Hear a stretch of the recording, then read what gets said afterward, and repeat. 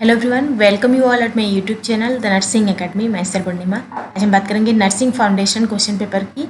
BSc nursing second semester examination question paper के बारे में आज हम डिस्कस करेंगे। Nursing foundation as a subject BSc nursing first semester और सेकेंड सेमेस्टर दोनों में आपको पढ़ना होता है, दोनों में एग्जाम देने होते हैं। तो नर्सिंग फाउंडेशन सेकेंड सेमेस्टर में जो एग्ज़ाम आपका होता है वो फर्स्ट सेमेस्टर और सेकेंड सेमेस्टर दोनों का होता है, मीन्स दोनों सिलेबस इसमें इंक्लूडेड होते हैं। 75 मार्क्स का आपका क्वेश्चन पेपर आता है, 3 आवर्स में आपको कंप्लीट करने होते हैं। इसमें सभी तरह के क्वेश्चन होते हैं, long question, short question, very short और एमसीक्यूज भी होते हैं, मल्टीपल चॉइस क्वेश्चन भी होते हैं आपके। स्टार्ट करते हैं फर्स्ट क्वेश्चन से। फर्स्ट क्वेश्चन है ऐसे क्वेश्चन है, लॉन्ग ऐसे क्वेश्चन, जिसमें 2 क्वेश्चन है आपके। ए है define nursing, right the objectives of nursing, explain the scope and functions of a nurse. इसमें नर्सिंग को डिफाइन करना है, 2 मार्क्स का आपका है। Right the objectives of nursing, objectives लिखना है 5 मार्क्स में, और 8 मार्क्स में आपको scope and functions of a nurse लिखना है। मीन्स टोटल 15 मार्क्स का आपका क्वेश्चन है, तो मार्क्स के अकॉर्डिंग ही आपको आंसर देना है। बी क्वेश्चन है व्हाट इज कैथेटराइजेशन, कैथेटराइजेशन क्या होता है। Classify types of catheterization, catheterization का टाइप्स आपको लिखना है। इसके बाद enlist the purposes of catheterization and explain guidelines for catheterization. 10 marks का यह क्वेश्चन है, 10 मार्क्स में, जिसमें पर्पज ऑफ कैथेटराइजेशन लिखना है 5 मार्क्स में, और 5 मार्क्स में गाइडलाइंस फॉर कैथेटराइजेशन लिखना है। और इसके अलावा कैथेटराइजेशन की डेफिनेशन आपको लिखनी है 2 मार्क्स में, 3 मार्क्स में आपको क्लासीफाई करना है। तो आपको मार्क्स के अकॉर्डिंग ही डिवाइड करके आंसर देना है, बहुत ज़्यादा नहीं लिखना है, टू द पॉइंट आपको आंसर लिखना है। 15 मार्क्स का क्वेश्चन है।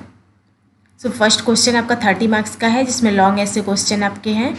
सेकेंड क्वेश्चन है शॉर्ट नोट क्वेश्चंस, जिसमें किसी भी 5 क्वेश्चन का आंसर आपको देना है, यानी 5 मार्क्स का आपका क्वेश्चन है। टोटल 25 मार्क्स का आपका शॉर्ट आंसर रहेगा। इसमें फर्स्ट है बॉडी मैकेनिक्स, बॉडी मैकेनिक्स के बारे में लिखना है। Next methods of physical examination, physical examination methods के बारे में डिटेल में लिखना है। कंफर्ट डिवाइसेस के बारे में, care of rubber goods, rubber goods का केयर किस तरह से करते हैं, रिकॉर्ड्स एंड रिपोर्ट्स के बारे में। Classify the routes of medication administration, medication administration के जितने भी रूट है उनके बारे में लिखना है। तो 5 मार्क्स का सभी क्वेश्चन है, इसमें से 5 ही आपको करना है। तो टोटल 25 मार्क्स का आपका शॉर्ट क्वेश्चन आएगा। थर्ड है शॉर्ट आंसर क्वेश्चन, इसमें वेरी शॉर्ट आंसर देना है, ओनली डेफिनेशन लिखना है। डिफाइन द फॉलोइंग, 2 मार्क्स का आपका क्वेश्चन रहेगा। 4 क्वेश्चन है इसमें। फर्स्ट है ब्लड प्रेशर, ब्लड प्रेशर को डिफाइन करना है। वाइटल साइंस का डेफिनेशन, परकसन का डेफिनेशन एंड हाइपोक्सिया का डेफिनेशन आपको लिखना है। ओनली डेफिनेशन लिखना है, इससे ज़्यादा नहीं लिखना है आपको। 8 मार्क्स का क्वेश्चन है ये, third question. Next and last है 4th question, multiple choice question है। 12 क्वेश्चन के आंसर आपको देने हैं 1 मार्क्स का, मीन्स 12 मार्क्स का आपका MCQ आएगा। इसमें फर्स्ट क्वेश्चन है which of the following needs come under level 5 in Maslow's hierarchy needs.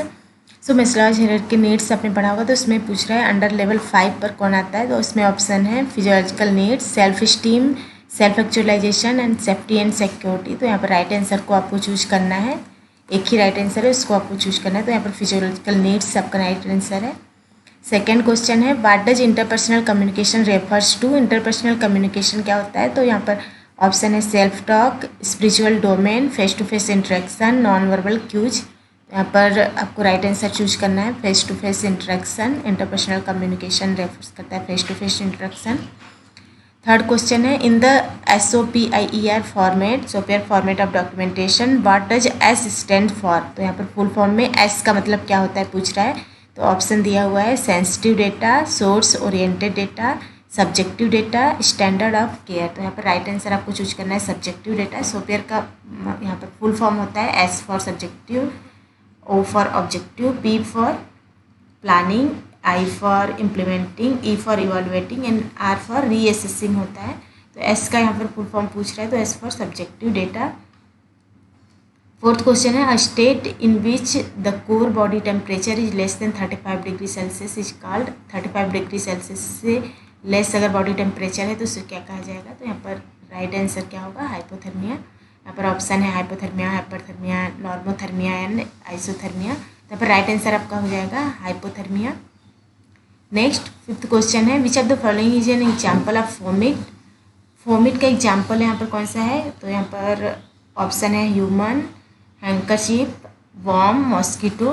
तो वोमिट का मतलब क्या होता है, कोई भी ऑब्जेक्ट या फिर मटेरियल जो कि इन्फेक्शन को कैरी कर सकता है, which are likely to carry infection such as clothes, utensils, furnitures. तो इसमें राइट आंसर हो जाएगा आपका सेकेंड, हैंकरचीफ। 6th क्वेश्चन है, a bed that is not occupied by a patient is called. तो ऑप्शन है cardiac bed, occupied bed, open bed and close bed. तो यहाँ पर राइट आंसर है क्लोज बेड। 7th क्वेश्चन है, inflammation of the tongue is termed as. Option है glossitis, gingivitis, parotitis, sordes. यहाँ पर राइट आंसर आपका है glossitis. Inflammation of the tongue को ग्लोसाइटिस कहा जाता है। 8th क्वेश्चन है, data that can be observed or measured is called as.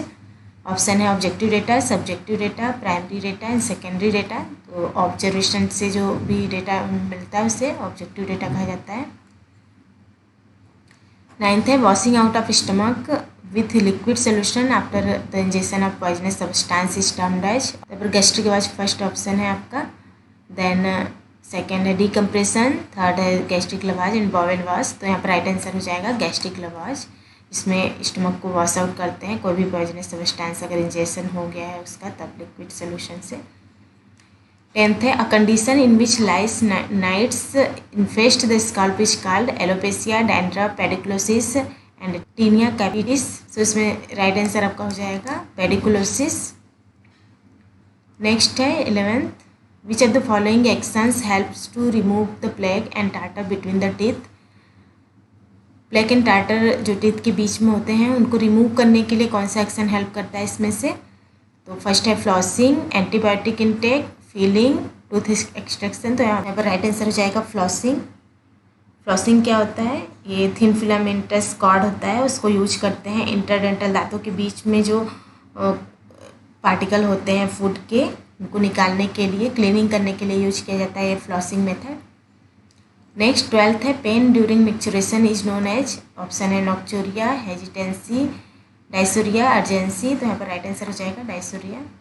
Pain in मिक्सचरेशन को डायसोरिया कहा जाता है। तो यहाँ पर 12 आपके MCQs रहेंगे, 1 मार्क्स का आपका क्वेश्चन रहेगा, 12 मार्क्स का, मीन्स टोटल यहाँ पर 75 मार्क्स का आपका क्वेश्चन रहेगा नर्सिंग फाउंडेशन से। तो नर्सिंग फाउंडेशन जो आपने फर्स्ट सेमेस्टर में पढ़ा है और जो सेकेंड सेमेस्टर में पढ़ा है, सभी को मर्ज करके यहाँ पर कंबाइंड फॉर्म में आपका क्वेश्चन आता है सेकेंड सेमेस्टर में। 75 मार्क्स का क्वेश्चन रहता है, 3 आवर्स में आपको कंप्लीट करने होते हैं। सो यहाँ पर जहाँ भी ज़रूरत आपको लगती है वहाँ पर आपको डायग्राम भी बनाना है, लेवल डायग्राम, और टू द पॉइंट आपको आंसर देना है। So this is all about nursing foundation question paper, previous year question paper.